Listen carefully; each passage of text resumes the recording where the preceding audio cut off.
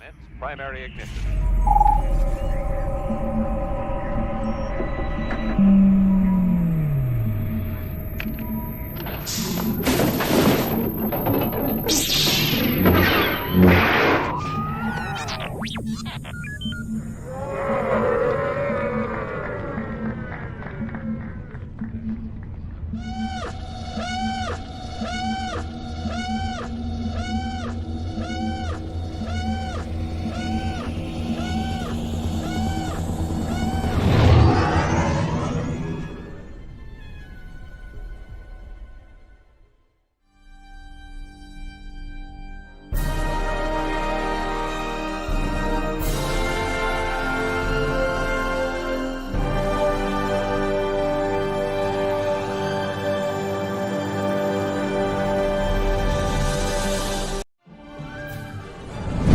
Hey everyone, how's it going? It's Dorian Kinji here. Played Cad Bane on the Book of Boba Fett on Star Wars Disney Plus. You're watching the Virtual Cantina Network. Have fun.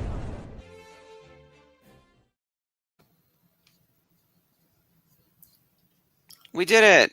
Yeah, somewhat, sort of. Sort of, kind of, almost. Hi, everyone. Hey, Hello there. General Skiprockle. Welcome, everyone, to a new episode of Clone Wars Revisited here on the VCN. We are a little off kilter with our overlay, and we're trying to get that fixed, but we didn't want to be any later to the show. Hi, Lonnie. We didn't want to keep everyone waiting, so we decided we'll start the show and we'll fix the edit a little bit later on the boxes and stuff. So that we'll get it taken care of in a few minutes. Thank you, everyone, for joining. Tonight is not a watch along, but a long form discussion on all things season 1, which I'm super excited discussion about. Like that. Yeah. So we can sort of just have fun and go off on a tangent, answer questions, engage with the chat. We have a lot to cover because it was 22 episodes this season of Clone Wars season 1. Oh my god. And I spent like a quarter of it being sick. So it's kind of hard to believe that we've been doing this for 22 weeks. Yeah, it goes fast. Yeah. Which is almost not quite half a year, but coming up on it. Yeah. It's surprising to me because it really doesn't feel like it was that long, but all of a sudden here we are. So fast. So fast. Yep. Last week we did a little bit of season 1 recap because we had Jeff on with us, our longtime producer from Rebels Revisited, and we had Colin guest hosting since he missed part 3 of the Ryloth arc, so he was able to pop in and watch the season 1 finale episode with us, which was a really fun one. You know, the hostage crisis in the Senate. It's a great episode. Oh man, I'm so glad that they got to fill in because I was dead. I was seriously dead. That was like the beginning of the crazy. Mm-hmm. But that's so awesome. Well, most importantly, how are you feeling, Ashley? I am much better. Thank you so much. It's been a rough week with sickness in my family. My poor little 1-year-old great niece was really sick, and like making sure that none of us gave it to her. But I'm good. I didn't, but yeah, it was probably the hardest I've been hit by a sickness in like a long time. Mm-hmm. So I just stayed in my bed. Didn't go to work, just drew on all the things, and that's it. I'll try not to cough too much, but I'm still trying to drain the junk from my lungs. Yep, that's exactly where I'm at now. So I'm just starting to get my voice back, as you could probably hear on Daughters last week. It was great. But I loved having Sarah on. She filled in for Jamie, and it was a really fun discussion. So if you haven't seen that, check it out on YouTube. Yeah, you guys did a great job with that episode. Thank you to Sarah for coming in and guest hosting at the last minute. She will be my understanding, a rotating recurring host on Daughters of the Galaxy. So right. I think I mentioned this to her. I was like, be careful if you say yes, because we'll make you do it again. Yeah. This is how, me and you, Ash, and Skip. Skip, how like, many oh, times do you think you've hosted the watch along at this point? oh, jeez, He's a Hall of Famer at this point. Yeah, Mhm. yeah, a lot. Yeah. 15, 20 times. I was gonna say, I think it's more than me. I have been. It is funny that like when I first started filling in, like I filled in on a Monday here, then Tuesday we were on just doing the shenanigans. Wednesday nothing, but then Thursday watch along, and it was like holy crap! It was like how did I? There was like 1 week where I wasn't, or there was like one day I wasn't on. I was on everything else. I was like holy crap! Yep. It's the virtual Skip network. The VSN. Sherry, you are correct. Sarah was an amazing addition to the episode. We're lucky to have her. And believe me, we were keeping an eye on you. We were talking about the watch along and being like, Sherry watches every show on the network and pays attention and remembers stuff. And I feel like would be the right person to, one, host the watch along with all the boys, because that's always a fun show. But also, I think we referred to you as the archivist of the crew. You're Our Jacosta knew. Jacosta Sherry. So thank you for popping in and watching all the time. We got to get you on Daughters as well. So one of our things that we're going to do post celebration, because there are new people joining the network. Obviously, we're going to pick up a lot of new people joining the Facebook group, I think, too. We're going to add some new hosts to the network, some new stuff. Yes, Sherry comes with the notes. Yeah, Scoob. I know that she's got like a big notebook right now. Just like we're doing one of those transcripts through like ChatGPT or something. We've got new stuff coming, and new people who are going to be helping out with everything across the board. And with that, I did have one. We have one announcement other than like the regular weekly schedule and stuff, which is as Celebration is now less than 2 months away. Anyone who wants to help on the Facebook page with either moderating or doing graphics or guest hosting or helping out in any way, shape, or form. If you want to be a contributor in any realm, please let us know. Send me a direct message. We're actually going to put up like almost like job postings, LinkedIn style, onto the page. It's really a call for arms. Like we really need graphic artists. We need people who can help on the marketing front because we have a new marketing person taking over, which is going to be really exciting. We've got a need for people to be on air or help produce shows and do some other things behind the scenes. We're going to be working on a website. So there's a lot happening. And then we need people to moderate the Facebook group, of course, too. So, yeah. I'll tell you, I'm still suffering from daylight savings time. Mm-hmm. Oh my God! This morning I woke up and I was like, "No, I'm still supposed to be sleeping for another hour."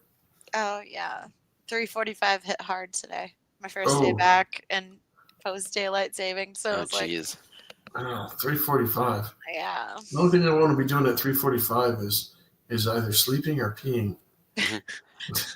I was Saturday night at a friend's birthday. We saw Redwood, which is a Broadway show with Idina Menzel. Incredible. She was great, of course. Sings her ass off. And afterwards, we went out. We went to see some good drag because Mayhem came out. So Lady Gaga's album. Oh, and yes. I live in New York City, as I tell people all the time, and there's a bar in the area called Balcone, and it is where Nick Gaga, the premier Lady Gaga impersonator, has her residency. And by residency, it's her local bar, and has been working all of the stuff, right? So Nick was at the press conference that was held for Mayhem earlier in the week. So if anyone watched that on either Hulu or Spotify or wherever they were playing it, I think I watched it on YouTube. Nick asked one of the questions. And of course, Lady Gaga knows him, which is kind of crazy. So Nick was performing at Balcone along with one of his drag sisters, Kimmy Moore, who you can imagine it's a Britney Spears impersonator, nice. Doing like Gimme More and a whole bunch of other stuff. So we danced our asses off till about 2 a.m. on Saturday night, and all of a sudden it was 3 a.m. because of the fall. I was like, oh no, we made a terrible mistake. But all the millennials were out. Oh my gosh. Yeah. Lonnie says, how dare you not take me there when I visited.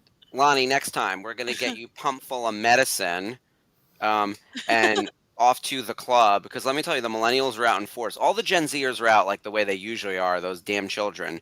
But you could see we were joking that we all needed to stretch before we danced a little bit. But this was definitely, I mean, Lady Gaga's making music for Satan again, so it's good times. Yes. Oh my Yeah. gosh. I'm a Gen Xer. Yeah. Your Lady Gaga was Madonna. Yeah. Yeah, which mine It's was too. I fair. mean, I got them both. So I got Madonna and Lady Gaga. Yep. I think I've mentioned this before, but I actually met Lady Gaga at Oops. Skip. Oh Forgot boy. to turn my phone off. It's my Is it stepfather. Dave? Tell Dave I need to talk to him. No, it's actually my stepfather, and it's his birthday.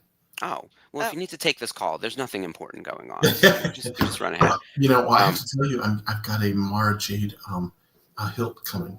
Ooh. I called my you source out in did get it. California.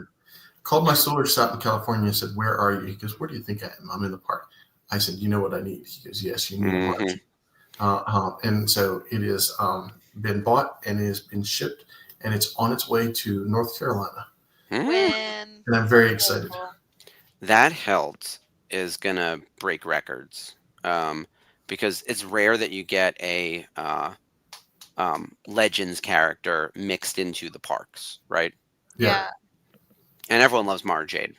Oh my I wonder God. if it signals something else is coming, or if they just really need the money. Like sometimes there's not a strategic reason. They're just like, oh, this will sell, and it's like, we'll take your money. I don't know. I waited 2.5 years for Kane and Jared. Well, they keep talking. I mean, so there's all the talk about Zendaya playing Mara Jade. First of all, she's the daughter of Shrek, so that's her next role. But I don't think we're getting a Mara Jade. I don't think Mara Jade exists in this canon, because we would have heard from her in the new trilogy when Luke is all sad and old and alone. And there would have been some mention of him having a wife, if not children, at least a wife or a girlfriend or something. Yeah. Meanwhile, before I forget, I want to just Sherry, we will take you out dancing the next time you're in New York, along with Lonnie. I'm down. And weirdly enough, a few people messaged me saying they're coming to New York this summer, including Scotty and Brian. So we'll go dancing with them too. We'll go see all the good stuff. So I'm gonna try to make it out there during the summer too. You have to come visit. I We'll go to Balcone. It's just better than freezing my ass off in New York City in October and November, Mm-hmm. Yeah, I like New York in the summer. It's chaotic. Like all places, I think during summer it's a little bit crazier than like the rest of the year, but it's a good time to be here. Visiting the Biltmore estate. I love Biltmore. Yeah. It's my mother-in-law's birthday. It was actually this week, and we were originally going to go down and visit, but Jason has the flu, or had the flu. And I was the one who went to Toy Fair. I was like, how did I make it out alive? But we're going to go for Mother's Day instead. So we will likely be at the Biltmore around Mother's Day, which I think is going to be a lot. I will keep you posted, Skip, if we're in the general vicinity. They do have a place. Let's see. I think they stopped doing meals at Deer Park, the restaurant up there. But who knows? That we used to take Mom there for Mother's Day all the time, and they have a great buffet. If they do a Mother's Day buffet, oh my God! I'll have to check it out. Yeah. I got to plan out my whole summer, because obviously Texas is locked and loaded for August at Rebel Scum Con. And then I'm actually potentially going to San Diego Comic-Con now. It's not a done deal, but that's in the mix now. Is that a work thing? Work thing, potentially. It's very potentially. So not necessarily de novo, but potentially something else for work. So we shall see. But if I have an update on that front, I'll obviously tell everyone in the group, because we'll do I think the meetup in San Diego is always a blast. And last year it was gigantic because it was sort of the unofficial start of the family vacation. Right. But even 2 years prior, it was still a nice sized meetup at San Diego. It's always a great one. Sure. I do love San Diego Comic-Con. Dave said his phone just died, so he's just. Oh no! So he's in our network chat right now. So no worries. He knew we needed him, so his phone was like, shut it down. The Dave signal went out. Exactly. Right. We did a lot of VCN behind the scenes staff meeting stuff this weekend.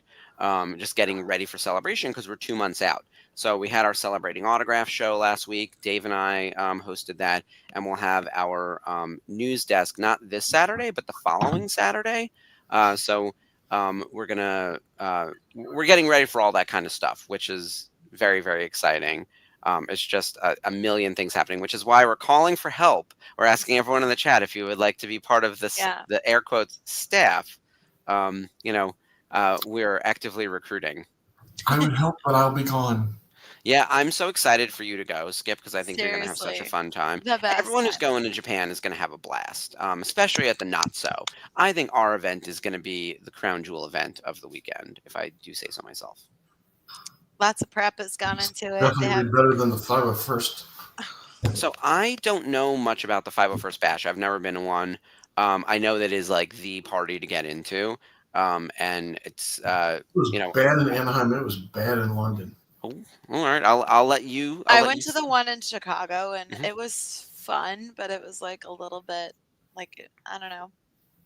I think they were kind of over rushed. Like there was a lot like crammed into it, and there was a lot of things that were happening, and so I didn't get to go to the one in Anaheim. So It's always tricky with these events, like how much activity do you want to, um, you know, uh, include in there. Why am I so zoomed in? That's what I can't figure out. I think it's my camera. I did something wrong. Thank you, yeah, Dave.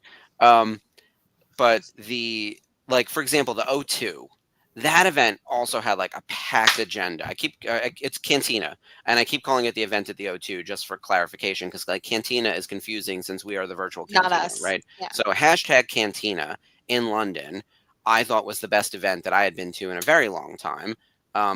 And they had a packed agenda of autograph signers, multiple bands. By the time I got to the end of the night, I was very drunk, and I'm not a big drinker, but I was like, Jesus Christ, like I was trying to remember everything that had happened. And I'm looking at photos. I was like, oh, right, I did talk to so-and-so. Oh, yeah, I did meet that guy. Oh, yeah, there's me like hugging that guy. Like, it's like that kind of stuff. I was like, I'm glad there are photos. Like, not that I really forgot, but when you see it again, you're like, oh, right, that's what happened. So it was such a great time. There we go. That's so Meanwhile, I feel like we're now. This is how we're supposed to look, everyone. We had it Yes. band-aided together before. I was like, I had to adjust myself because I was like, oh, Dave's switched. Yeah. I looked away and boom. Excellent. Just a smidge. Go ahead. Oh no, it's just they announced today that they're gonna have an ILM stream for Andor season 2, kind of like delve into like what's to come for season 2. So that will be on ILM's YouTube channel coming up soon. Ooh. Really excited about that. And I know we all love Star Wars here. Mike Flanagan dropped his teaser poster for The Life of Chuck, which is based on a Stephen King short story from It Bleeds. It's got Chiwetel Ejiofor, Tom Hiddleston, Annalise Basso, Karen Gillan, Mia Sara, Matthew Lillard, Carl Lumley, future Terrificon guests, Samantha Sloyan, Flaniverse Pro, Harvey Guillen, Jacob Tremblay, Kate Siegel, of course, and Mark Hamill will be in this movie. He definitely, more than most other directors, has like a mafia. It actually reminds me a little bit of Whedon, where like his crew is his crew because they all kind of get each other. Right. Yeah, so the Flaniverse is definitely so excited. A group. Yeah, that's a lot of people. Am I crazy that that's a big cast? So it's a short story that they're turning into a movie. It's literally like a 3-part short story, and people who adapt like Joe Hill short stories and Stephen King short stories kind of have the ability to like kind of flesh them out and take them into places where it's like, okay, the story has good bones. They kind of take it a step further, and I think Flanagan is one of those directors that make it like worth its while. And Stephen King trusts him, so it's going to be beautiful. It's not a horror movie. It's kind of like a life story told in reverse, and it's going to be beautiful. So I I'm don't really trust excited. that there's not going to be horror elements, though. And He'll there's make it a thriller. there's definitely going to be like a supernatural element to it, but it's not in a negative way. And it's just like, it's like, how would you live your life if you knew when it would end? Yeah. Okay. Kind of thing. So, and it's just so cool. So I'm really excited for it. It's a neat story. And it's kind of like what they did with the Black Phone, because the Black Phone is really like only like maybe an 8-page short story that Joe Hill wrote, and now they're making a sequel to it, so it's like entirely possible. Which I still kind of can't believe, but I'm ready Yeah, for it. yeah, absolutely. Yeah. But anyway, let's So I delve think we got to into talk about Grievous, because there was a large portion of people. so much Grievous. There was so much Grievous. Not that I was really thrilled with the Grievous, but there was a lot Do you of guys Grievous. have the episode list, like your IMDb open or whatever for the 22 episodes? Yeah. Because maybe we go one by one, just quick. We each do like a minute on each episode, and it's sort of a thumbs up, thumbs down. What do we think? And we can talk about the Grievous arc in totality, because there's 3 of them. The first episode, season 1, episode 1, Ambush. I'll read the IMDb description. Yoda, along with 3 clone troopers, must face off against Asajj Ventress and her droid army while on a mission to a moon of Ragusa. Or Rugosa. There we go, Rugosa. 7.3 out of 10, according to IMDb. I would agree. Solid start to the series. Introduces Yoda's new look and feel. I mean, outside of the movie. Introduces Asajj Ventress, who I love. A lot of focus on clones, really humanizes them, introduces a really cool looking planet, and for some reason we don't revisit this story for a while. Like there's no part 2 to this thing in season 1. What the hell? But otherwise, great start. Oh yeah. Honestly, it was good to kind of see Yoda and the clones just trying to figure it out and get through. Like all the options are being taken away from them, and Asajj is on the hunt, and she's as cunning as can be. So it's kind of cool to see Yoda kind of like stay on his toes and adapt to everything. And we get that relationship quagmire between Ventress and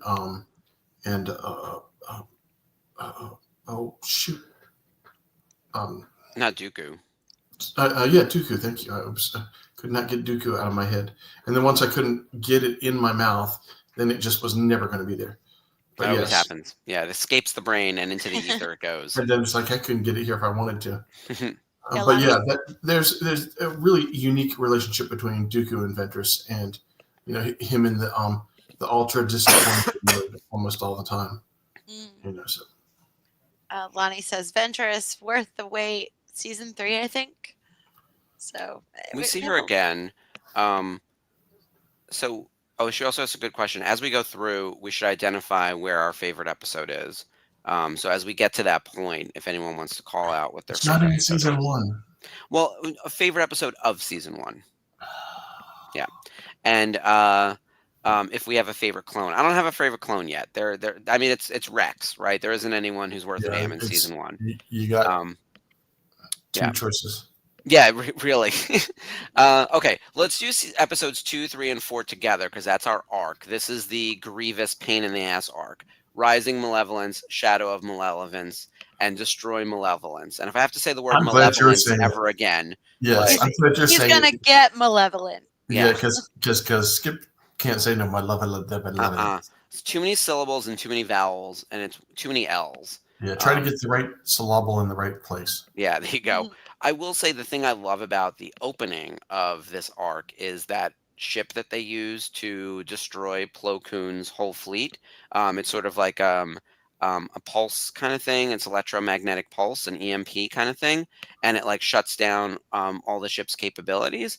If that were useful throughout the entirety of the Clone Wars, there wouldn't really be a Clone War. There'd be just like a lot of dead Republic soldiers. Yeah. So they sort of talk their way out of it. Like they box themselves into a corner, but then they figure it out. But otherwise, this thing goes on for 1 episode too many. It should have been a 2-parter. For sure. Yeah. Yeah. There's only so much malevolence that you can have. Grievous is good though in this, as a character. I think they were okay. So Grievous was one of the most popular characters in the micro series. Like everybody was so excited to have more of Grievous because a lot of people felt like in the sequel series, prequel series, that he didn't get a lot of screen time and they wanted more of him. So as far as being a fan favorite, to just kind of put him in there right out of the gate was like, oh, the fans loved it, and it kind of pulled everybody into watching this episode and watching the series. So it makes sense. Jar Jar. Yeah. I agree that he Oh, should be the main antagonist of the series since he becomes the main antagonist of season of episode 3, right? Jar Jar? Um, I wish. No, Grievous. yeah. And we should minimize our Jar Jar. And we have some Jar Jar shit in this season that we I'm have to a deal with. Jedi. Yeah. Yeah, yeah, boy. All right, so that's our Grievous. Episode 5, Rookies. Alone on a distant outpost, Commander Cody and Captain Rex must inspire the rookie clones to believe in themselves to stave off a commando droid invasion. My brain is melted. I can't read basic words. So at least here we get Cody and Rex together. That's cool. That's a good one. Something that we see before things go haywire in Order 66, Mhm. and then again in Bad Batch. But You saying big doo-doo. oh yeah, Lonnie.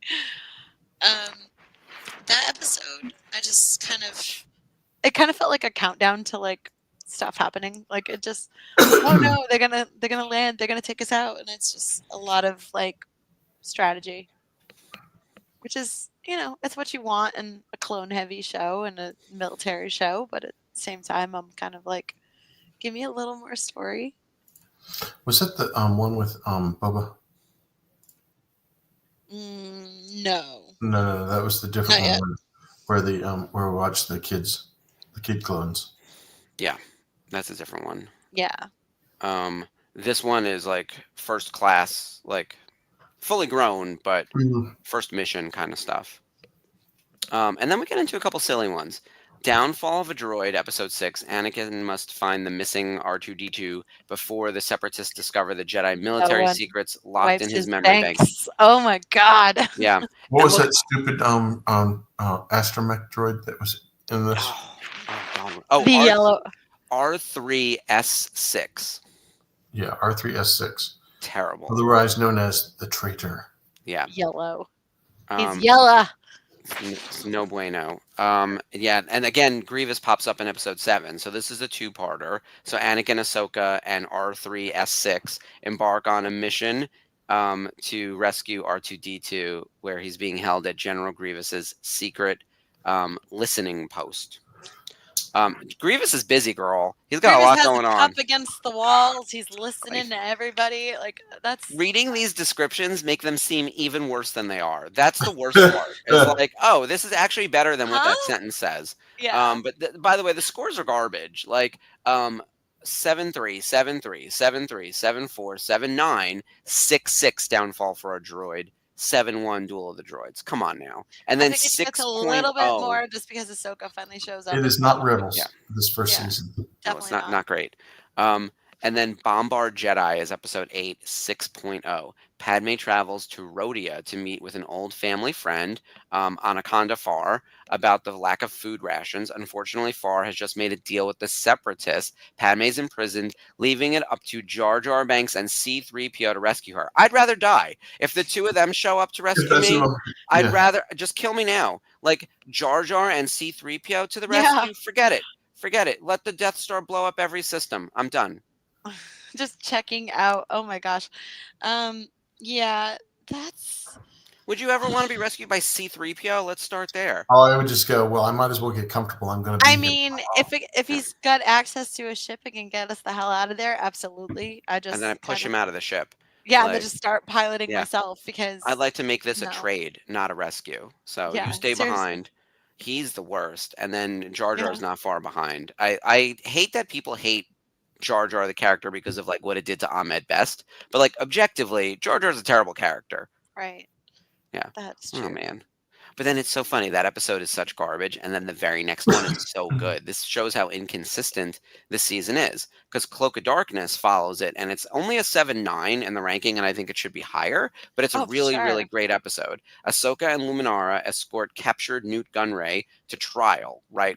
They Which should is just kill him. why you kill the bad guys, as Mark Kill was the bad guy. saying the entire time.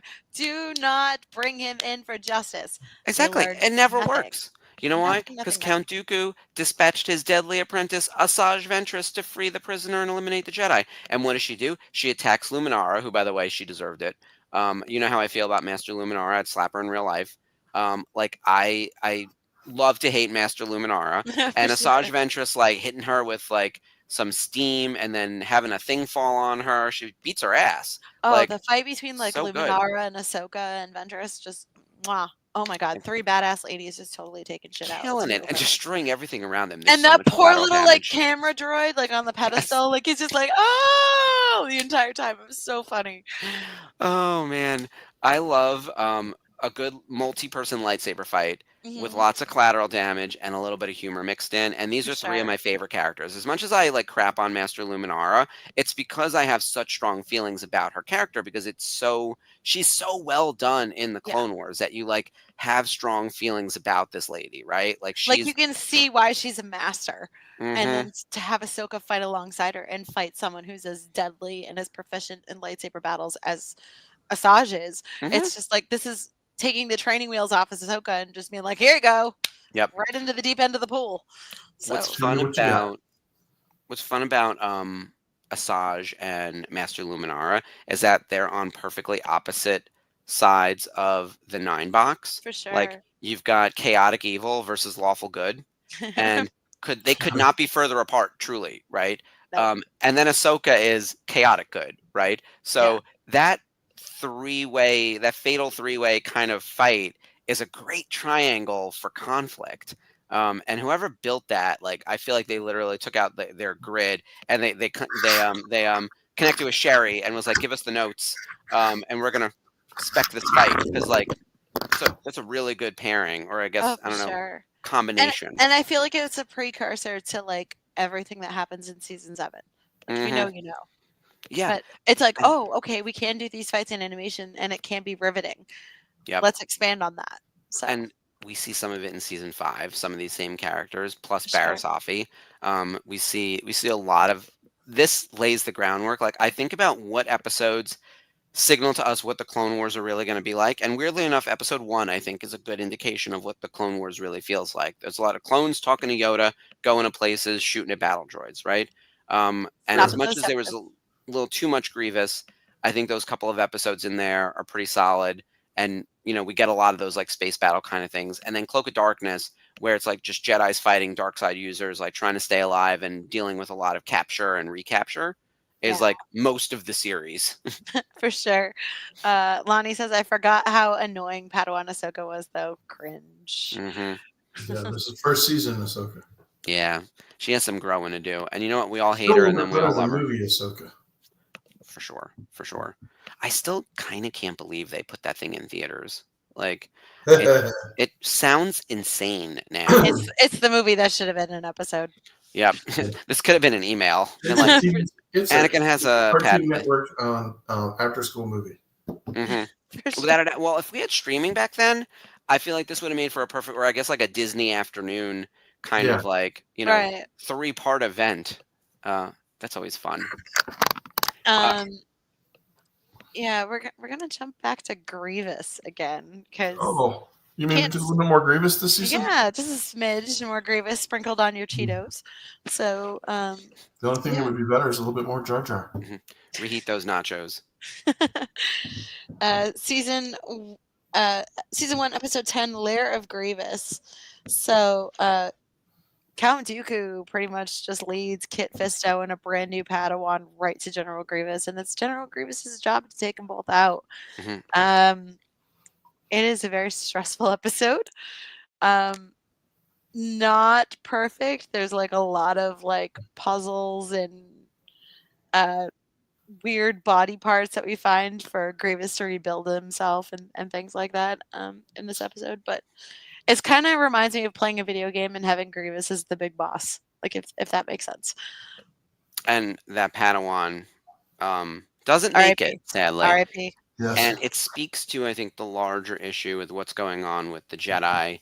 Yeah, there he is. Nadar Veb. Thank you, Lonnie, for pulling up his actual name. Yeah.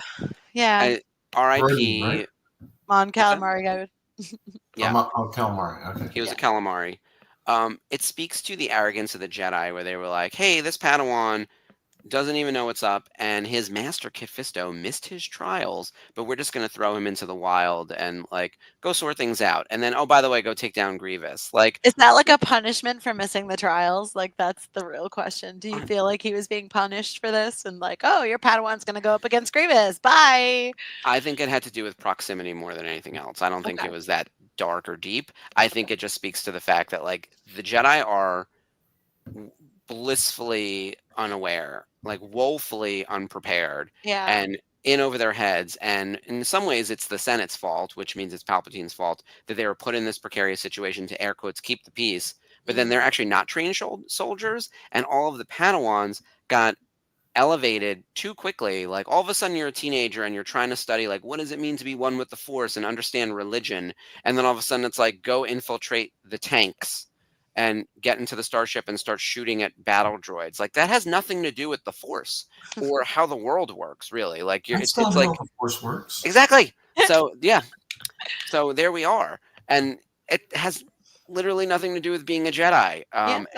And but that's your assignment, and it's a really unfair one, and Yeah. it makes me super angry about it. Like where we So have these mad. kids, Barriss Offee's life is ruined.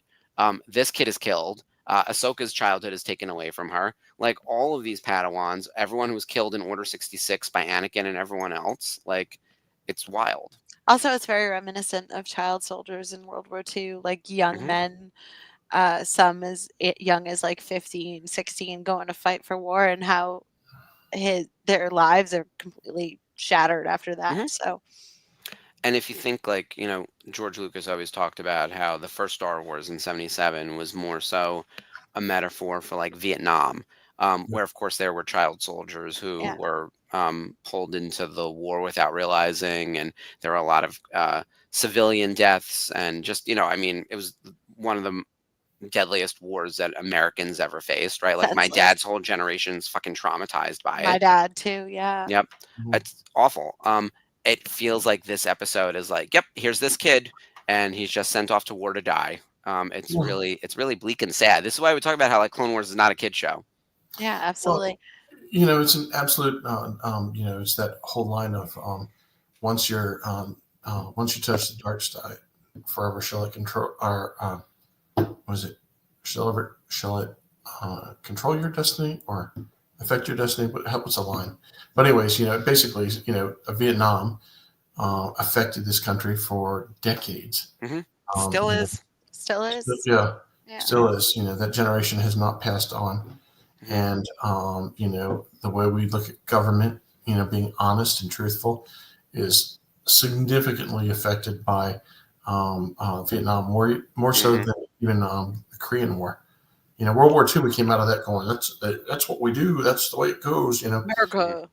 And then a little bit of Korean, but then you take in the Vietnam War, and it's like can't believe the government or nothing. They'll lie, Hmm. they'll lie, and they'll tell you that they're winning when they're not. So hello, kitty. Yeah, she And wants to say hi. oh, Ahsoka says hi. Let her know this wasn't her best season. Um, Yeah, Mark says not your best season. I'm sorry, bud. not your fault, baby girl. Um, Just your yeah, name. I I appreciate how obvious George Lucas is with his political allegories, because the target demographics of Clone Wars, when it was first on, was probably tween to teen, plus as a secondary existing Star Wars fans who would have been in their like 20s, 30s, 40s, right? Right. And maybe a little younger than that. When the brand is aging, right? Lucasfilm is going to be 50 in 2027. And so there's a Star Wars fan in their 60s and 70s right now who watched that when they were already tweens or whatever, and little kids. And then there's multiple generations behind them, but all of them get something slightly different out of it. Like if you watch Episode 3, Revenge of the Sith, I have to clarify, right? Revenge of the Sith. Um, you will hear Anakin's speech at the end of the movie, and it's clearly George W. Bush. Like there's no pulling away that quote of like you with us or against us kind of thing. Like it's Right. obviously commenting on the politics of the time. It's true for every form of Star Wars. The prequels is about the rise of fascism. The sequel trilogy is about how no one learns their lesson and the shit happens again. And if you don't think we History live in, repeats itself. and if you don't think we live in hell that we're living in right now. It happens again, right? It's how things go. Things are cyclical. So I remember someone saying the sequel trilogy is ridiculous. How could we have all of these space Nazis like just one generation later and not learning their lesson from the prior group of space Dear Nazis? God. And it's like, because Nazis always exist. It's just sometimes they're in vogue and sometimes they're not. Like, that's just true. And that's true worldwide. And I was not surprised. I was like, oh, this makes a lot of sense. Like, the first go round in the Star Wars trilogy were Nazis, and the second go round in the Disney trilogy, the new trilogy, were neo-Nazis. So some people thought that was ridiculous. I was like, no, this makes more sense than anything. Like, it would reform exactly like that, and they would wear the same stupid uniforms with minor flourish differences. And have really dumb speeches. Yep. I mean, Hux is just a caricature of a person. Yeah, seriously. I mean, kudos to Domhnall Gleeson for that. But like, he even said like he got kind of disgusted with himself after having to make that speech because of obvious implications. Yeah. It's so good that he's like screaming to the point where his face is red and you can see like the lasers in his eyes like reflecting because he's so like pissed. I love it. When we finally got him to sign autographs, which by the way he did for charity. I feel like that's well known. So he did that as a charity signing. Signed a ton of stuff for Topps, including trading cards and photos and all sorts of stuff. I'd love to meet him. I would love to also. This was a private, and I was like, oh, I'd love to do something public and actually get to meet him. But apparently he was lovely and like super easy to work with, and everyone had nice things to say about him. And apparently he loves that photo because it's so insane, right? Because the pink reflecting in his eyes of like the laser shooting up is it's so cinematic. Chilling. It's so gorgeous. Yeah. And it's like his entire focus is on like Star Killer base. Like it's his Death Star.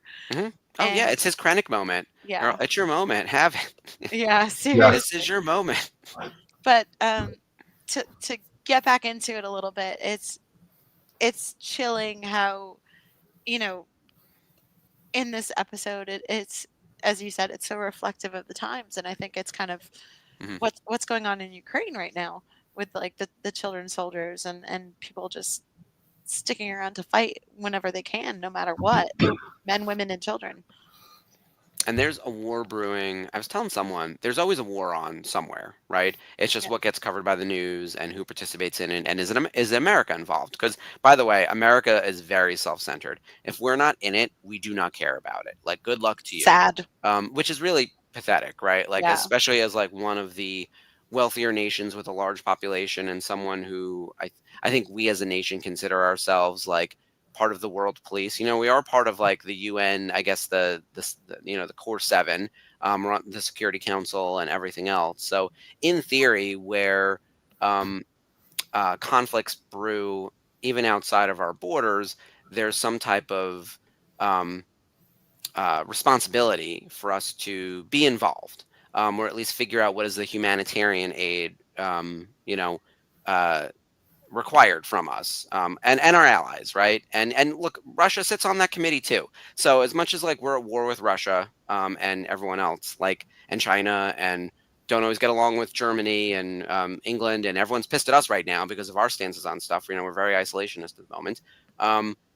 In theory, like those 7 to 12 countries, depending on the size that we're talking about of the various committees, are supposed to make sure there aren't like Clone Wars style destruction happening in like real life, right? And the show, I think, actually does a really interesting job pointing out that however righteous you think war is and whatever side you're on, as you get to the end of it, like when we're in like the Ryloff situation, it's Cham Syndulla who's like, I'm fighting with you today, and I'm fighting beside you today, and I'm going to be fighting against you like next week, because guess what? Like, we're just like a pawn in your stupid little war, and we don't really want to be a part of it. We want to be neutral, and we don't want any involvement in this. Why'd you pull us into this nonsense? And I feel like there's so many countries on the map in real life who are probably dealing with that exact nonsense right now, right? Like, who wants to be part of this at all? Like, yeah, when you go to war for the wrong reasons, that's what happens. And I was hearing this the other day. War is never right, but other things are wronger. Mm-hmm. Right. Are you defending yourself? Because, you know, we could have a whole conversation. I know the Unifying Force team has done it about pacifism versus being militant ready. My girl Mon Mothma done fucked up during the prequel trilogy or the sequel trilogy. The de-escalation of military force was too quick, and it made them vulnerable to the First Order, all because they were trying to make concessions with people who used to be part of the Empire, when instead they should have been held accountable. And that has Right. nothing to do with what's going on in real life whatsoever. No. So with that, we should actually tilt back to like the real Clone Wars stuff, because the next episode is hilarious. It's the Gungan General, and we're at the halfway point basically. They captured Count Dooku, and then Anakin and Obi-Wan are looking for a ransom. So Jar Jar Binks is going to drive this episode, which is, I don't even know how to describe that, but it's another Jar Jar, and let's just begin with this. It's downhill, no brakes, quick stop. Yeah, quick stop. For sure. Yeah. For sure. Good grief. Highly skippable. Despite the fact that Anakin and Obi-Wan are in it, which they're not in every episode this season, I think it's a skippable episode. Oh, sure. And it only got a 6.9 on IMDb. So yeah, not great. The not next one is better. But if you like clones, it's a good episode. And honestly, if you like Jar Jar, if anyone in the chat, and I know Dave loves Jar Jar, if you're a Jar Jar stan, there's not that many episodes of Clone Wars. Like, go check him out. You get all this extra content. Yeah. They make him like rather capable. Like, he actually defeats Mother Talzin in a later season, which is utterly ridiculous, but good on him. Honestly, Dave is like, I come in here, my phone's dead, I save their freaking layouts, and they sit here and trash Jar Jar. Damn them. Turn your phone on, Dave. You can defend Jar Jar all you want with a charge. So but with Jedi Crash, like, obviously it's, again, ladies doing it for themselves. We have Ayla Secura, we have Ahsoka, Anakin's like really badly hurt and he's on the verge of dying, and they have to like get them off of Meriden, and it's a pretty chaotic episode, but it's cool to see Ayla Secura come back. We've got Jennifer Hale doing her voice. She's so good. So good. Love her. But again, we have those cute little lemur lurmen. Close enough, right? Star Wars. Villagers. Again, saying what Mark just said. Like, why are you pulling me into your war? I just want to be neutral. I just want to live my life. And now I have to save your friend against the separatists, which I didn't even want to be a part of this. Yeah, it's the ultimate examination of should the Jedi be in this at all, or should they be home being peaceful? And in fact, them being in this was the beginning of the end. It was the trap. The ultimate trap was to bring the Jedi into this fight and darken their souls and lose their ability to see the future, and then therefore be able to be shanghaied. Yeah.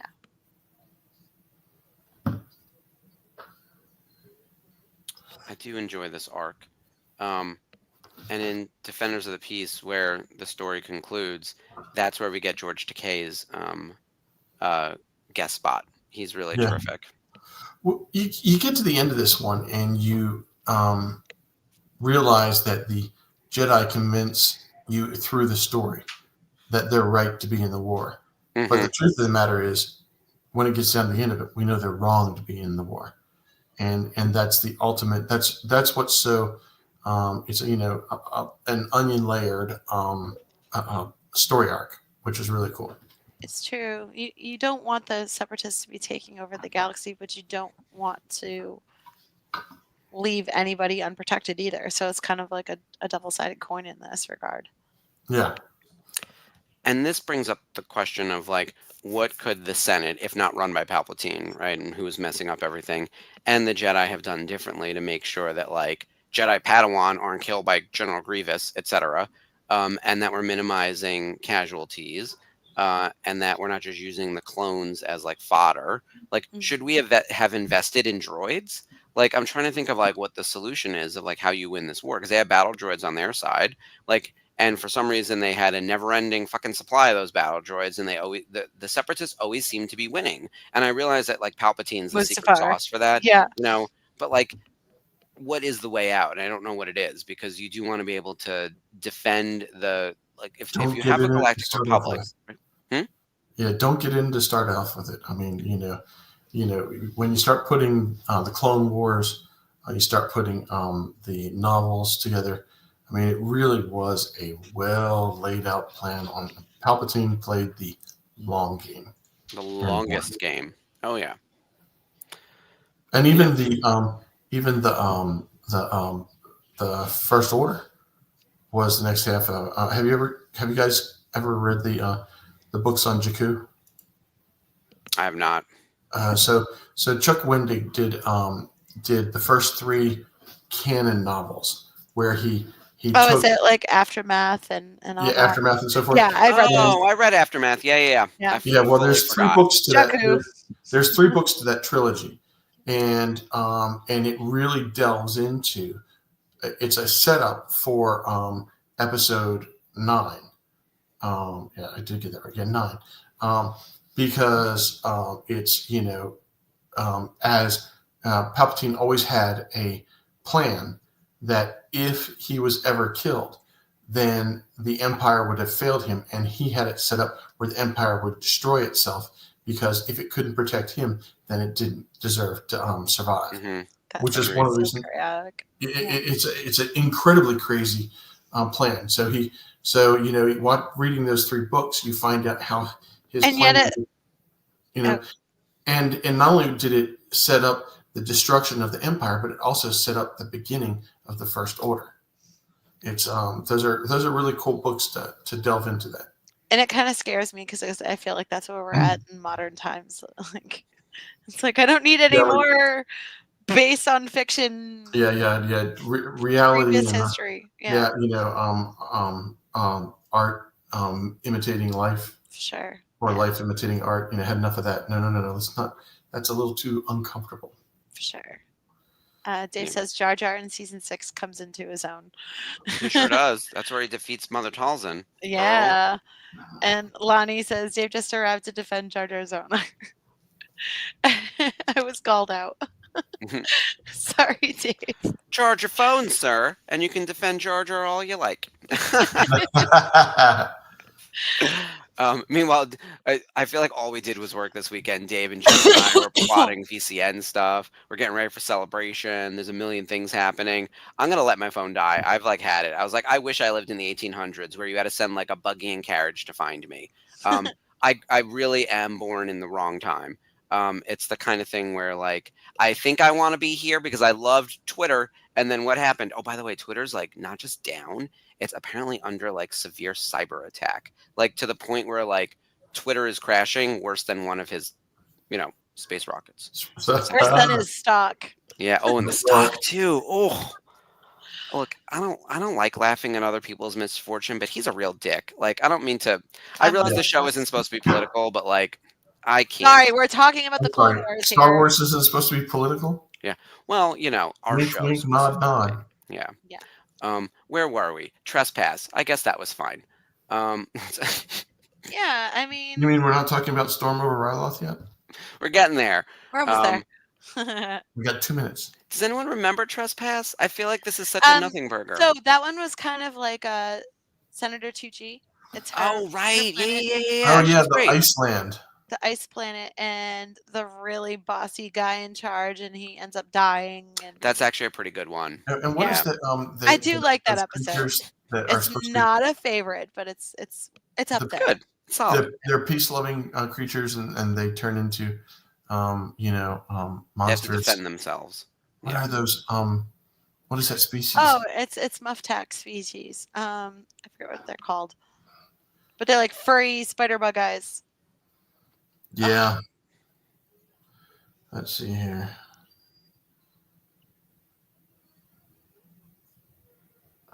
We're gonna spend that. This is going to drive me crazy now. He is a Talz. Talz, that's what it is. Yeah. Because Talz are extremely peaceful creatures. Yeah. So As much as I initially didn't remember the episode, I think it is a really good one. yeah, So for sure. yeah. Um, what's the next one on here? Hidden enemy. Anakin and Obi-Wan discover evidence of a traitor amongst their ranks while attempting to lead Republic forces to liberate Christophasis. Oh my God, remember? Christophasis from a separate to Christophasis. siege. Yes, Christophasis. We added a lot of syllables as we were talking about this one. Yeah. Yeah. This is, hey, Skip, read this. Yeah. You know? I love when Skip reads the intros. They're so good. Because I'm also just Oh, man. bad at reading out loud. I don't know why that skill has Especially I've with like lost it. Star Wars names, and they just do Oh, this. It There's just too many gets consonants at all and they shouldn't be near each other. It's always consonants that don't belong next to each other, smushed together. Ayla. Well, it's Ayla. Yeah. Yeah, Meanwhile, Ayla should not be a word. It's like yeah, Aaron. it's too Ayla. much. And I have to get back into my practicing mode of being media ready because I'm going to be on camera quite a bit, like in Texas, and doing interviews and stuff and prepping for that. So I need to be able to read my cue cards because I want to prepare cards for everyone ahead of time. But yeah, I think this is a good episode as well. Again, it doesn't leave like a giant lasting impression in a way that like some of the others do from this season, but I do think this is a solid one. I think the next couple episodes though that deal with that mind virus thing, Right the back in blue this shadow age. virus, Oh my God. it's such a great concept, and especially as the measles outbreak is happening like right now as we're talking. This show is too fucking relevant. Like it's really like getting on my nerves. But like the scientist is saying that like this virus has just as much a right to life as people do, and we shouldn't be eradicating it. So he's crazy town. Oh my gosh. And yeah. like the virus is going to destroy a planet, but like this is what we're talking about. I can't. So great idea, amazing philosophy, terrible execution. 6.6 and a 6.9, garbage all Also, around. those crazy spacesuits. Can we please talk about those crazy spacesuits? I love the yellow spacesuit. It's so bad. It's so bad. So bad. It's so man. very bad. But after that, we get into the adventures on Ryloth. Mhm. We have Finally. Ryloth. So we go Some good visit some stuff. Twi'leks and some Sandulas. Sandulas. Love it. The arrival's great. The space battle breaking through the blockade. This is where Ahsoka has her real emotional breakdown because they lose some clones and she sort of gets chewed out a little bit, but she bounces back the way she always does. Anakin saves the day through some nonsense, which is always the way. Is this the battle that they refer in Ahsoka? I don't think so. When she's in the War Between Worlds? I don't think this is a Ryloth battle. Yeah. I can't be 100% sure though. Because that I forget what it is, but that battle of because Rex talks about it in Clone Wars. Mhm. I mean in Ahsoka, Rebels. Rebels. He goes, in I Rebels. served with her from this battle to that battle, and the first one was the one that she was in where she lost those clones. I don't remember him saying Ryloth. I would have remembered that. No, it wasn't Ryloth. It Yeah. was, but whatever. Yeah. It was a battle of this. Yeah. It's the episodes where they go find where Kanan goes finds the clones on that planet where they're hunting for the worms and they're fighting in the tanks versus the AT-ATs. I know what you're talking about. Yeah.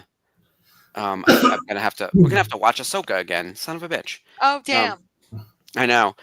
Dave, my cue cards are for practicing celebrity interviews for Texas, not for this show. As you've noticed, we do zero prep now on Clone Wars Revisited. Rebels Revisited, we had a magazine of notes. Here, we sometimes show up. That's what we're bringing to the table. We need to stay healthy to be on the air. That's just it is very organic of how it comes together, which actually I should jump in now. This is where we had Colin join us as our first guest host for the series. Yeah. And we're going to continue to bring on guest hosts throughout season 2. And we had Jeff come on for the finale, who's our former producer on Rebels, of course, and had not been on air with us all year. I think he produced 1 or 2 other episodes throughout the first season run with these last 20 weeks or whatever. Yeah. So we're going to make sure he comes back for a couple, and we're going to mix it up with some hosts as well. And definitely Colin is going to come back. He's already identified a few episodes that he's interested in co-hosting with us. Yeah. So And that'll be fun. I'm gonna go ahead and put it out there. I think we're definitely gonna get Lanter and Taylor to come. Hmm. You're gonna get Taylor, and I'm gonna call Matt and say, Matt, you got to come now. Well, exactly. We're gonna bring on some celebrity guest hosts. I think we're all trying to survive Celebration. But after that, I would love to get people on air with us again because we did such a great job with that on Rebels.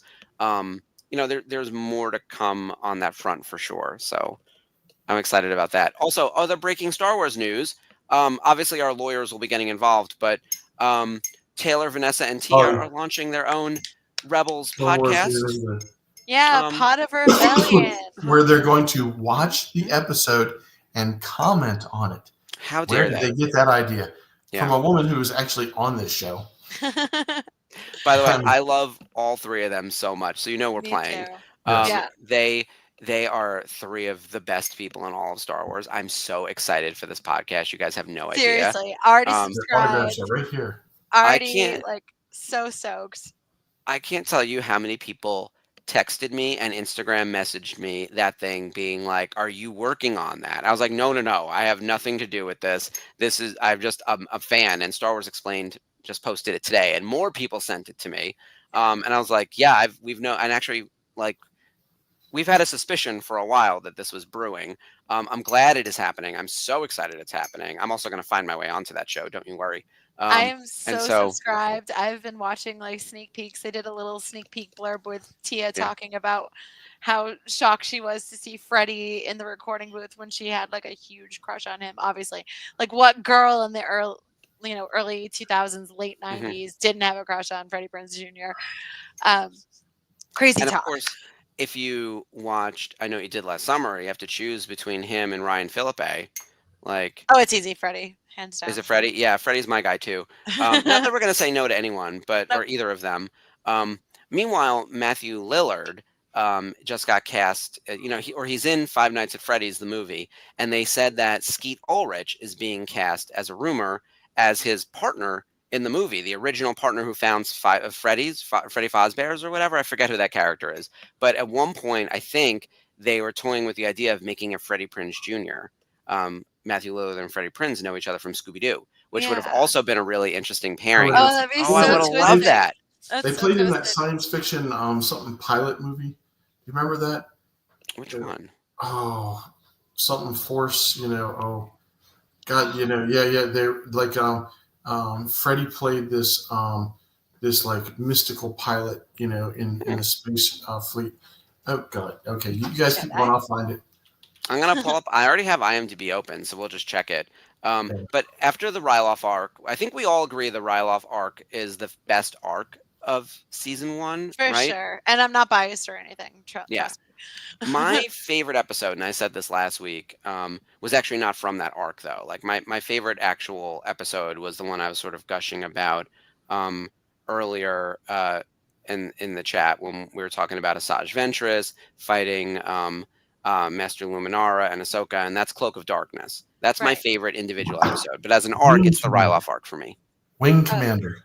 Oh. Wing okay. Command. I know what you're talking. Yes, I know Wing Commander. Oh my God, They that Oh. movie's not say- good. I'm sorry. Yes. No, it was not. That's right. The two of them are in that. Oh God, this looks like direct-to-video garbage. It's been a minute Yeah. since I've seen this. I have to agree with you, Mark. That is like one of my favorite episodes of the season. I also really like Trespass because it was cool to see Tucci come back and kind of show what fear mongering and warmongering can do to otherwise peaceful people. So again, learn your lesson, kids. Yep. Quick. Skip, what were your favorites? Well, real quick while we're Oh. talking Wing Commander, Hugh Um, Quarshie is in Wing Commander, who's also from Star Wars. He's in Episode 1. Yeah. I know what you're talking He's about. the security guy, and Yeah. he plays Captain Panaka in Phantom Menace, and he's a Wing Commander along with Freddie Prinze before Freddie Prinze was doing anything Star Wars. The 6 degrees to Star Wars is now 2 degrees to Star Wars. So, do we do a movies we're thankful for at some point and put Wing Commander on here, Dave O'Neill? Oh yeah, that would be. That'd be- You got to do that. Yeah. Dave says, Movie. and now I need to rewatch that. It's been so long since I probably saw this like when it was out in theaters. What year was this? This was 1999. I'm Yeah, I certain was that I gonna say. rented this shit from Blockbuster that summer before I left for college because this would have been my senior year. Yeah, That damn, was my sophomore year, 99. Yeah, so I was about 16. that's crazy. Oh Yeah. boy. All right, Skip, what's your favorite episode and your favorite arc? My favorite arc and episodes are out of the same one. I was looking up that title so I can remember. Dave says home. Shoot. No. The Jedi Ryloth? Crash and Defenders of Peace. I Got just it. the Lormans. Yeah, That whole battle of should you be in the fight or shouldn't be in is the to me is the core aspect of Clone Wars, and really felt like that was, Oh, yeah. I agree. I think you nailed it. That like the big question of Clone Wars is, do we fight? How do we fight? And yeah. Sorry, Um, guys. we're all not 60 now. all In right, 19, dads. I don't know what to tell you. Whatever. We were mere children. I was let's see, a I was teeny born in tiny teenager. 68, so let's do the math. I was in my seat watching Varsity Blues and She's All That. Just saying. I think it was in my I was 30 or 31. It was the year that Avery was born. Oh wow. December 1999. That was 25 years ago. Yeah, that was my graduate. I told you I graduated high school in '99, and we were supposed to have our 25th reunion last year. Things got messed up. We're doing it this year, so we're having a 26th instead. But yeah, It's like when that's the Foo Fighters had their 25th anniversary tour and they had to postpone it a year, Yeah, I so was they spray 31 painted the years old. sticks. yep, exactly. Yep. I was 31 years old. I will say I love that time in pop culture, that end of the millennium kind of thing, because it was like really bleak in some ways and then really hopeful in others. Y2K and this like tilt into technology and like And we had the plastic sci-fi future ahead of us. furniture and Yeah. So Avery computers. was born December 19th, 1999. Oh wow, And just she made was, it. And she was in the neonatal intensive care unit because she was born 10 weeks early. Oh wow. So she was on oxygen machine in the isolate and everything. And here in the on December 31st, I know exactly where I was because I was in the hospital in fear of the fact that the computers would all crash, the electricity would shut down, and they had at the hospital, the nurses had these like things that they put over top of themselves, and they could slide babies into it and then hook up oxygen to them and carry babies out the door to get them out of the hospital if we lost power. That's the kind of thing. That was serious thoughts of, oh shit, we got to be prepared if the power goes out, for December 1st on 2000. I don't remember. Lonnie says she was a junior, so you're a year older That than makes me, sense. Lonnie. Yeah, and you're younger than me. Damn, Skip, that is like, that So is scary. Like, I've had heartburn inducing. I don't remember the quantity of anxiety I was feeling around Y2K because it was my senior year of high school, and I think all of us were aware that lots of tech companies were working on it for so long that we didn't think anything bad was going to happen. We thought, if anything, it would be minor stupid stuff. And especially in New York, where the infrastructure is so old, we're like, I bet you, if anything, things that are attached to like timers, like the time that they display on the bank, like back when the bank always had the time and temperature, like Yeah. that's the kind of shit that's going to just like mess up and it's going to go back to zero. Like stupid stuff like that. Not that planes are going to fall out of the sky or that electricity is going to crash everywhere. There are too many redundancies in place, when like actual government works correctly, for that stuff to not happen. And we were largely okay. I don't remember there being any type of weird stuff at all. Like, I don't remember a thing going wrong, actually. And this was right at the advent of the internet, right? So I signed on to AOL the next day, and I was like, oh, things are normal. Still takes they forever did a to good dial job. up. Yeah. Yep. That's one I thing. went to bed and fixed. went, oh, okay, things. Yeah. I was like, okay, the power's on, the hospital's working, the oxygen is being pumped into my daughter. Yeah. I'm going to sleep. Sleep. I'm going to bed. This is stressful.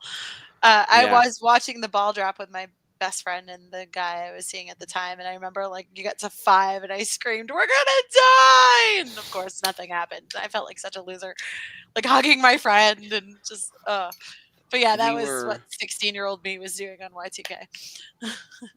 We had a little get together. It's always cold, right? Because it's New York, it's December, like it's winter. It's New Year's Eve. Everybody's out in the streets. Yeah, Yeah. but like I was home with a few friends pop by. Like it was really low key actually, and it was just a few of us. And we were night out. We were always night owls. Like I've always been the type, and I think I've had this conversation with Ashley, where you're more likely to see me awake at 3 in the morning than 6 in the morning. Like For that's just sure. how I am. Same. Like Yep. I'm one of those. And so I was always like a late night person anyway, Yeah. but 1999. For Mhm. sure. Well, he had that other album that came out, Raven to the Joyous Fantastic or whatever, like because he's guaranteed a resurgence in '99 after a song like that. For So sure. yeah, we all just hung out and nothing crazy happened at all. And then before you know it, the semester's over and we're off to college and you don't even think about it. And then I was telling someone, I was like, this is a session of crazy shit for like the older millennials like us, where it was like, oh, we had Y2K, but nothing really happened. But then we had the 2000 election and then September 11th. And then everything that crashed after September 11th because of that. And then '08, and then 2012, and 2016, you fucking name it. Like one thing after another, there's like some stupid nonsense. We're so tired of I'm unprecedented so times. exhausted. Yeah. So tired. And look, one of my friends was like, yeah, also Gen Xers had a little more leeway before all that stuff started happening, but like boomers went through Vietnam and everything else. My dad's like, yeah, we used to have a draft. There's no draft anymore, and there isn't an oil supply crisis. And I was like, fair. And your political leaders weren't actually getting assassinated. And I was like, ugh, yeah, I get it. Yeah. Like, things suck in just different ways, you know? Yeah, I mean, 68. My mom. I was born in 68. My mom said I was sitting around ironing clothes, and Bobby Kennedy had just been killed. Mhm. You know, and in 64, Jack had been killed, and earlier in 68, Martin Luther King had been killed. And Yep. she's like, "What am I doing, bringing a child into this world now?" Yeah, But we which talk is about crazy to say this being 50 really years ago. crazy. Yeah. Yep. That's what's so nuts. It's like it's always a terrible time because the Earth is a hot I ball remember mess. Ronald Reagan being, his attempted. Yeah, he was shot at too. assassination. Yeah. Yeah. Who wasn't Somebody shot was- at this point? I he feel was- like That guy was hot for what's her face, the actress from Taxi. oh my god, Jane Fonda. No, not Jane Fonda. The younger girl. She's not very young now. She's older than I am. Jodie Foster. Oh, that's right. Yeah. Hinckley had a thing for Jodie Foster. I don't know why I was thinking Jane Fonda. Lots of political entanglement for other reasons. Yeah. But yeah. You're right. It was Jodie Foster. Oh boy. Meanwhile, we sort of lost the plot on Clone Wars, but so did Clone Wars in season 1, because it ends on like a really great episode, Hostage Crisis, where Zero the Hutt is back. Ugh. And bounty hunters take control of the Senate. That's really cool. We get Cad Bane. Oh my god, amazing. And That we is get cool. to see the start of what becomes a major arc in season 2, where we basically follow the bounty hunters for quite a while. Like season 2 is very bounty hunter crazy. And we get Boba Fett, we get Bosk, we get Aura Singh as played by the Yeah. fantastic Jamie King. Yeah. There's a lot of cool episodes in season 2, and the ratings, the IMDb scores go up significantly. Oh yeah. Like just reading off of, like several of them crack an 8, which nothing really cracks an 8 in season 1. And nothing drops below a 7 really. Like this is a significantly stronger episode. Yeah, and that one gets a 7.9. So I blame the big ass hat, right? Yeah. Right, Dave? Big ass hat. Anyway, that's our take on Clone Wars season 1, and politics at large. We'll be back to our regular watch-alongs starting in season 2 next week. Actually, next week we are doing our micro series. Oh my god, that's right. See, I almost messed it up. So we're gonna do a micro series watch next week. We're gonna have to figure that out because I don't think we could watch all of them in one sitting. I have to double check the length. Like it might make sense that we do it in 2 batches. I'll check Disney Plus right now because I have the app on my phone. Yeah. So we will confirm with everyone. And yes, Lonnie. Yes, Lonnie. This weapon is your life. You know. Another Annie not holding on to his damn lightsaber. Yeah, just drop it on the desk. It's all good. Damn it, Annie! What's wrong with you? Ugh. Yeah, so next week we'll be back with the micro series, but this week on we will not skip the micro series, Dave. This week on the network, we've got happy hour tomorrow night, as always, on Tuesdays. On Wednesday, we have a new episode of The Nerve Herders. On Thursday, we've got the Andor Season 1 watch-along continuing, and we do have a guest host. Just give me 1 second to pull up. My phone is just being very slow for some reason. But we've got Tori Kea from Twin Cities Comics as a guest. It's Season 1, Episode 8, and I know what he's going to be talking about because Twin Cities Comics is doing our send-in for Boon to Eve. Oh, that's cool. I got to meet Tori a few years ago, so he's a cool dude. And then Jedi Archives has a High Republic adventure, The Wedding Spectacular, on Sunday. Ooh, okay, that's going to be a good one. So chapters 1 through 20 is 1 hour and 9 minutes. Episodes 21 to 25 is 1 hour and 3 minutes. So slightly longer. We have some options there. Let's do it in 2 chunks. We'll just start right away for next week. That way we can get the hour, and then we'll figure out what we do about the second one. If we want to split it into 3 or split it into 2, I mean, so it goes 3 episodes instead of 2. We'll figure it out. We'll have to start right away. Micro No series. chit chat for you. Exactly. We'll talk through them like we do for everything else. Yeah. We'll just ignore it. Oh my God, he's so violent. That's what I'm going to end up saying about everybody on that show. Like, why is everyone so aggressively violent in the show? Mm-hmm. And unhinged. Oh, everyone is crazy. For sure. But I'm excited about that. I haven't seen a lot of them. I'm excited about maybe having caught up with my sleep by this time next week. Yeah, same. I hope so. I'm loving the daylight later. So. Yeah, just not loving the sleepiness. No honk shoe. Especially because I got no sleep Saturday and a Sunday. We were dancing our asses off to Mayhem and throwing money at drag queens. That's all right. That stuff will stop. I mean, my best friend is turning 60, and we're going to Montreal because he wants to do the nightlife. Oh, we are children. I did that in college. Yeah, we are still that way. Oh my goodness, I love it. One of my friends who's already in his 60s, we're having drinks on Thursday, and he's one of my bad idea friends. So my concern is what my Friday will look like. He's one of those. But this is how we are. We've got the Peter Pan syndrome worse than anyone in this group. Everyone thinks they're cute. They're like, I got my lightsaber and I'm going to Disney. I'm so irresponsible. I roll. And it's like, no, my friends and I are clubbing, and our ages start with a 4 or 5 or a 6. So we are them. It's totally fine. It's New York. We're gay and we're New Yorkers. Hey, I have minimal responsibility outside of this office. So yeah. Your cats would want you to party. Yeah, they're fine. They're great. They're very self-sufficient. They want you to party. But yeah, we've got a great week ahead of us on the network, and then we're back next week for micro series. I can't wait. There we go. It'll be so fun. And then be on the lookout for more information coming on all things Celebration, especially on Thursday with Twin Cities Comics being on as the guest host. That's going to be fantastic. They're going to take care of the send-ins for Celebration, and so more news is coming on that front. Oh, that's exciting.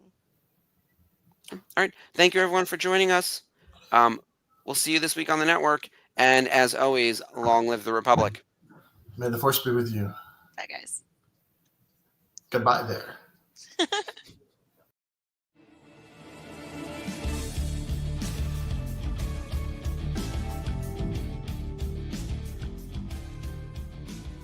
Hello there. Hi, I'm Mark Von Olin, the Director of Programming at the Virtual Cantina Network, and I'm here with James Arnold Taylor, the voice of Obi-Wan Kenobi. Obi-Wan Kenobi. Yes, I know that one well. I have the high ground if I... Wait, yes. Thank you. Now I have the high ground. And you are watching Clone Wars Revisited.